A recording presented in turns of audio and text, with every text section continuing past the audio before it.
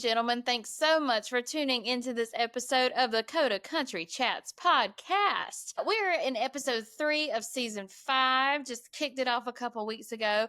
And our next guest is an up and coming country music artist named Julian Joel. How are you? I'm doing well. I'm doing well. Thanks for having me. This has been a pleasure. Absolutely. Well, I met Julian, listeners out there, at CMA Fest this past year. We were walking around Fanfare X in the Music City Center, and we happened to strike a conversation about his music career. And so I just wanted to have him on the episode to talk more about it. So, Julian, let's start from the very beginning. It's a very nice place to start. If you could, let's talk a little bit about where you're from, because I know that listeners are going to love hearing that. Yeah, I am from Detroit, Michigan, born and raised. Parents raised me there. Parents and grandparents, they came from the South and moved to Detroit, from Mississippi, North Carolina, stuff like that. But born and raised in Detroit all my life. Because I'm a Georgia girl. So, like, obviously my big city is Atlanta. So when I hear people say, oh, I'm from Atlanta, I'm like, okay, but are you like from Marietta? Are you from Acworth? Are you from, are you from downtown? Like, are you from in the city of Detroit, or is it like a little suburb? Tell me all about your upbringing and how you grew up. Yeah, so from the inner city of Detroit, born and raised. There are many other cities. It's called Metro Detroit, which is Metro. Right. So yeah, I was born and raised on the east side in the hood. Mm-hmm. My parents worked downtown Detroit and stuff like that. So way before downtown Detroit got really nice, like really crazy how it is now. It's just really sweet. Mom and dad used to work down there, take me and my brother down there and walk around. We saw the trenches for sure. Well, and you say the trenches. I've never been to Detroit. I've never been to Michigan. I feel like that's one of the states that like is on my bucket list, just because there's so much going on. There's also a lot to see in the state of Michigan. I feel like you go, I don't know, just depending on where you're going, there's just a ton. Yeah. So tell me, Julian, what brought you to country music? What started you on a musical path? Was music like very prominent in your family? Okay, you just asked me 3 questions. I did. I was like, let me bop. Yeah. I love it. Yeah, I have a very musical family. I grew up in the church. I'm a preacher's kid, a PK. They call them PKs. PK, yeah. Yep. So I grew up. Mom and dad was in the choir. Dad was directing choirs. Mom was singing songs, and that's all we had in the house. Listening to gospel music, rock music. Then my grandparents, who are from Mississippi on my mom's side, my grandfather, we'll hang out with him and have a Southern experience, and he listened to Charley Pride, Reba McEntire, like a whole list. So with our days with grandpa, even grandma was, country music, then of course some soul music and stuff like that. So that was my introduction to country music. And then when did you start playing guitar? When did you start playing for audiences? I want to know it all. Tell me all about it. Yeah. Yeah. Like I said, start off in church, and I wanted to play drums. Yeah. You grow up in the church, you got a whole list, whole lineup full of drummers. So I just got annoyed and impatient. So I was like, okay, let me learn organ. So I started playing organ. So I was like second, third in line playing organ. I'm 9 years old, playing the organ, singing in the choir, singing in the sunshine band, singing in the praise team, tenor and things like that. My mom was always really pushing us to sing. She was like, you guys need to always sing. I know you play the instrument, but you need to sing. So she always pushed that toward us. Then over time, I got involved with sports and, heavily in high school and played collegiately. So I kind of put music down in a way. Then I picked up guitar my junior year of college. Oh, wow. Okay. I needed to fill an elective, and it was like, the only one that's available now is guitar class. And I'm like, I don't even have a guitar. So I took just to pass time. Then a friend gave me his guitar randomly. Okay. Started, fiddling with it, not really taking it serious. Then I just kept going. Then I had people out of nowhere just showing me how to do, bar chords and, basic chords and all that stuff. And I was like, oh, this is cool. And at this time, I'm not even singing like I used to when I was a kid. And my dad started pastoring, and I was like, I think I want to try this singing thing. And I started singing.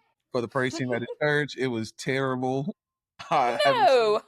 It was bad. I haven't sung in like over 10 years at this point, and it was bad. So it was definitely a developmental stage for me and stuff like that. So I started singing more, and I always been a writer too. So I always wrote poems, I always wrote stories. Even as a kid, never stopped that. I would just write just to write, never thought anything of it.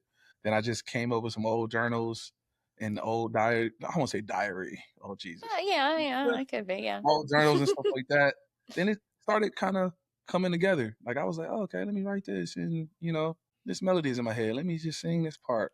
Then it literally just came out of nowhere. Huh. If you ask my wife, like when we met, like I wasn't in like trying to do music. I was trying to be in the background, and like how I put the music together and started singing, it came out of nowhere to me. So that's interesting that you say that though, because in hearing you talk about kind of just picking it up and just giving it a try and just letting it, stick really is really inspirational because it just kind of seems like it's always been within you. I don't know. From hearing your backstory of being a preacher's kid and singing in the choir, it's like all roads lead to this thing. It from what I'm hearing from it. If you were to describe your sound, maybe like a combination of singers or like a combination of certain genres to someone who's never heard your music before, how would you describe yourself? Oh, that's a good question. Cause I still feel like I'm finding my sound. But if I would That's like good. to sum it up, heavy influences, um, from gospel, from soul to country. So you got, you know, Marvin Winans, who is a big prominent singer, Oh yeah. and from Detroit. Israel Cool. Houghton Mhm. he's a worship singer and stuff like that. And he's played guitar. He's one of the first black guitar singers I've seen do a worship and stuff. So I was like, oh, that's cool. Oh Then of wow. course, Charlie Pride, Darius Mhm. Rucker, my Mhm. godfather, introduced me to Darius Rucker. When I literally first started playing guitar, he showed me the music video Wagon Wheel. He was Wagon Wheel, and he was like, "Hey, if you keep playing guitar and singing, he was like, you might can get to this point." He literally said that, and I wasn't even thinking about Oh music. He passed yeah. away a few years ago. Who else? Darius Rucker, Jimmy Allen, Yeah.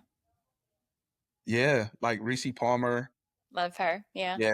So Mickey Guyton, like stuff like people seeing people like that was like, oh wow, So they had the definitely the country, but they got that church in them too, and they had that soul. And I was like, oh, this is sweet. This is sweet. Yeah. Yeah. That's a sweet spot to be in too. I think that's one of the things that I love about country music is that in a lot of other genres, you don't get that like center of faith. You don't get that like faith statement brought into the music from time to time. It's a lot about lust. It's a lot about love. It's a lot about like, and don't get me wrong, like obviously country music has that too, right? Right. Whiskey that, whiskey this, whatever. However, it's nice to hear singers and songwriters write about what they believe, and so hearing you say that, it really kind of resonates. I think that a lot of the listeners will agree that it's nice to hear country music singers be so open and be so heavily influenced by their faith. Yeah. And it's more of a thing too of just, being your authentic self. And just being who you are. Like I said, I put out a couple singles before. I was singing with gospel artists and Mhm. singing backgrounds for them, doing recordings with them and stuff like that. And at first, I was really trying to push for that. I was like, let me do gospel music and but it was like it was cool, but I felt like I was trying to make myself fit something because I was like, that's loving God, that's the enemy. So Right. I just got to a point where it was like, let me just write and just be. Let's just see what happens. And from that, it just, of course, singing about my faith, but singing about some hard things that I go through with that aligns with my faith. I'm going to mention that. And also, the song PTO and Pull Up that I released, they're about the song is actually about Sabbath and rest.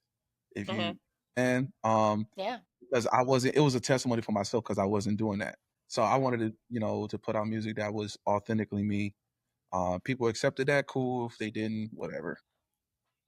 Talk to me a little bit about pull up because since you talked about it, that was going to be my next little question. I'd love to know the writing process. You talked about how it kind of emulates your authentic self. Let's talk about it though. Did you write it all by yourself? I did. Actually, Yeah. yeah, I wrote my brother. So I wrote Cool. all at 99%. Then my brother and my sister implemented like a couple lines in there. So we all co-wrote it, right? No, Um, family affair. I love that. yeah. So at the time, I was a full-time teacher, teaching fifth graders. Oh my Yeah, gosh, fifth grade what? What was your subject? Or I just was like all of doing them? social studies. Yeah, social studies and science. Okay, okay. That's funny though. That's so funny. So, okay, how did you manage that? How did you manage teaching full time and then getting like any free time that you had to devote to your music career? Oh man, I squeezed it in there. I think like pull up. I wrote in my truck in the parking lot at the school. No way.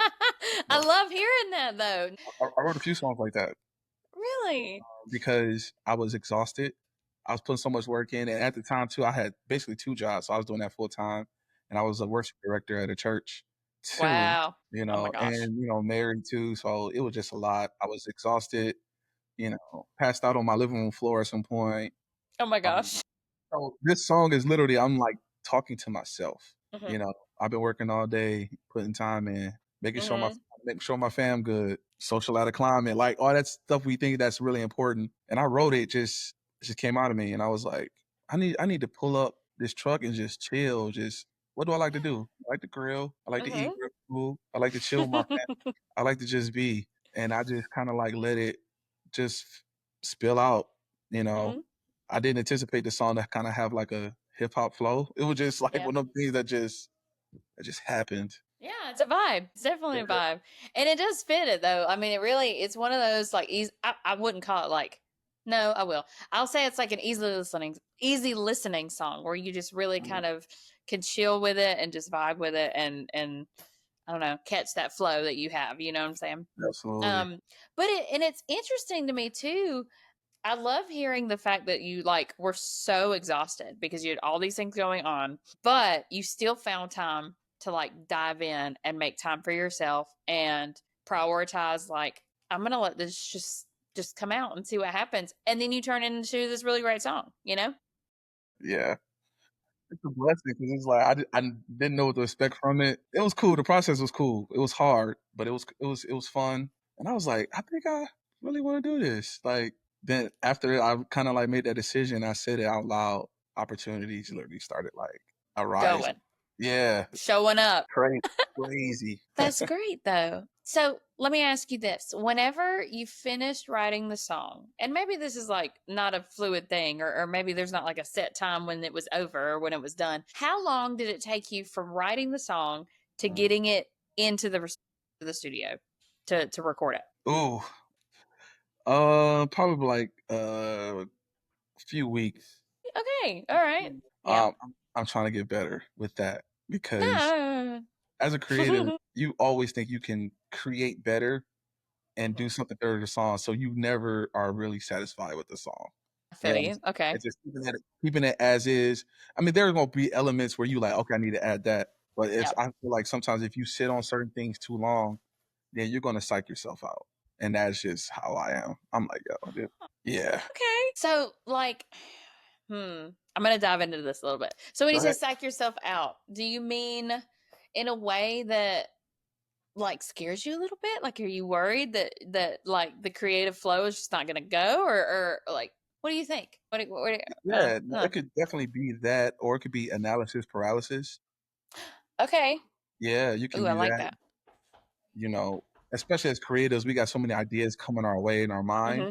Now you want to add something where you could have just released that song and that new idea could have been a whole nother song or string of songs. So it's the idea of letting songs Sorry. go so other songs can come through. So and other, creative ideas can come through. So that's just how I've been viewing it. Well, that's interesting that you say it like that though, because I've never thought like I guess the creative process sometimes like I don't know. I've always learned that like it just kind of happens when it happens, but sometimes we can't like promote it or we can't what's the word anticipate it almost. So I don't know if you've ever experienced that, but sometimes it's just like okay, well here's this idea, and then I jot it down, and then it's just flow, you know? Yeah. Because in the songwriting sessions that I've had with some folks, some flow better than others. I'm sure you know that. But it's interesting to see like some ideas just bring it out of you, you know? You know Yeah. what I mean? Yes. Yeah. Yes. Speaking of new ideas, you have another song coming out. You said September the 26th. Is that Yes. correct? Yeah. Tell us, if you will, please tease a little bit of that new song for us. How about that? Like, let's hear a little bit more about what it's about, maybe a little bit of the title, that kind of stuff. Yeah, the single is called Next to You. It's inspired by true events. It's a love song. Just letting the lady know, hey, I'm trying to get next to you. Like I'm feeling you. You know what I'm saying? Like tell me what I got to do. You know what I'm saying? I'm willing to put the ball in your court. Tell me what I need to do to get next to you because I love being around you. You a vibe. I love everything you stand for. So that's the point of view I'm coming from. I love it. Was that a solo write as well? Yep. Yes.